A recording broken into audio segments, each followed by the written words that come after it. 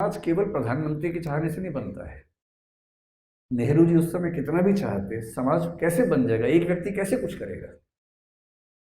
जो political leadership तय करती है उसको एग्जीक्यूट करने वाला काम करती है ब्यूरोक्रेसी, नौकरशाही। और नेहरू जी ने कहा था कि जो मैं चाहता था वो नहीं कर पाया, और इसकी सबसे बड़ी जिम्मेदारी इस चीज पर है कि मैं नौकरशाही का स्वभाव नहीं बदल पाया। यही बात इंदिरा गांधी ने भी कही थी जब उन्होंने कमिटेड ब्यूरोक्रेसी की बात की। हालांकि इस पर डिबेट बहुत ज्यादा है कि वो कमिटेड किसके बारे में कह रही थी, कि संविधान के प्रति या प्रधानमंत्री के प्रति।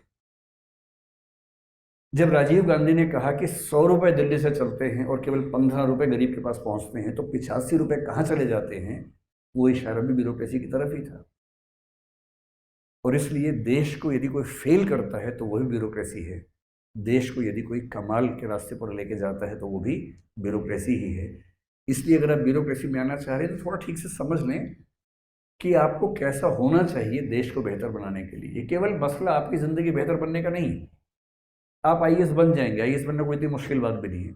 आप कलेक्टर बनेंगे, बहुत ताकत होगी आपके पास, गाड़ियाँ मिलेंगी, सब लोग सलाम ठोकेंगे। अगर यही जीने का पर्पज़ है, यही ज़िंदगी का उद्देश्य है, तो ठीक है, बन जाइए, लेकिन इससे देश को फायदा नहीं होगा, इससे देश को नुकसान ही होगा। हमें आज के लोकतंत्र में सामंत नहीं चाहिए आईएएस सीट पर बैठे हुए। हमें आज के लोकतंत्र में वो लोग चाहिए जो देश को आगे ले जाने का ख्वाब देखते हैं और उनको ये पता हो कि देश को आगे कैसे लेके जा सकते हैं। जब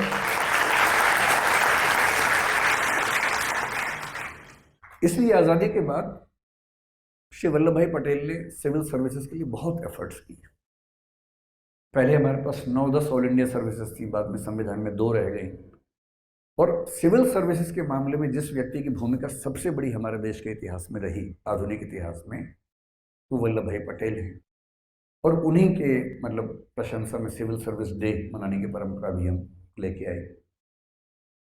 उन्होंने लगातार इस बात को इंश्योर भी किया, रेखांकित भी किया कि बिना अच्छी सिविल सर्विसेज के हम इस देश को वैसा नहीं बना पाएंगे जैसा बनाना चाहते हैं। तो उन्होंने क्या किया, जो आईसीएस के अधिकारी थे ब्रिटिश काल के, जब संविधान लिखा गया तो उनका बहुत दबाव था, उनके बिना शासन चल नहीं सकता था। उन्होंने दबाव बनाया कि हमें नए संविधान के तहत स्थान दिया जाए। और उस समय राजाओं को, रजवाड़ों को चिंता क्या थी कि कल को हमारा राज्य छीन न लिया जाए। आईसीएस अधिकारियों की चिंता क्या थी कि कल को हमारे अधिकार कम ना हो जाएं। वो तो लाट साहब थे उस समय। संविधान बनाते हुए बहुत समझौते करने पड़े हमारे संविधान सभा को।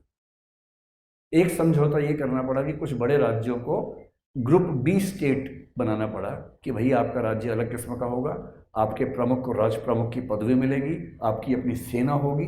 बहुत सारे समझौते करने पड़े कि बस तुम भारत में आ तो जाओ, एक बार आ जाओ बस।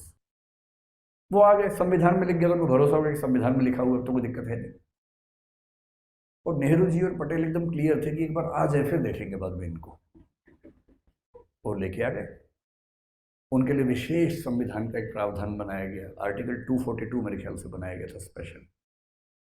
और भाग ख के राज्य, पार्ट बी स्टेट्स बोलते थे, उनको बनाया गया। मतलब देश की सेना भी है, राज्य की सेना भी है।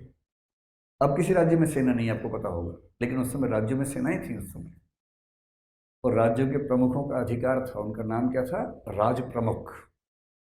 सरकार के खजाने से बहुत बड़ा पैसा मिलता था उनको, प्रीवी पर्स कहते थे उनको उस समय। लेकिन सरकार क्लियर थी। ऐसी आईसीएस वाले बोले कि हमें भाई ठीक से सिस्टम में लाओगे तो हम आएंगे, वरना हम भाग जाएंगे यहाँ से, हम काम नहीं करेंगे। और उनके बिना सिस्टम चले कैसे उस समय। तो संविधान में अनुच्छेद 310, 311, 312 शामिल किए गए। और ये अनुच्छेद सिविल सेवकों को आईसीएस और आईपी जो उस समय था, इंडियन पुलिस, लिखा है 312 में कि एक ऑल इंडिया सर्विस आईएएस होगी, एक ऑल इंडिया सर्विस आईपीएस होगी, और आईसीएस के सभी अधिकारी आईएएस माने जाएंगे, आईपी के सभी अधिकारी आईपीएस माने जाएंगे।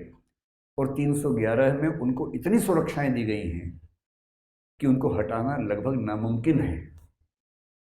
इन सारी एश्योरेंसेस के बाद संविधान पास हो। संविधान लिखना मजाक नहीं होता है।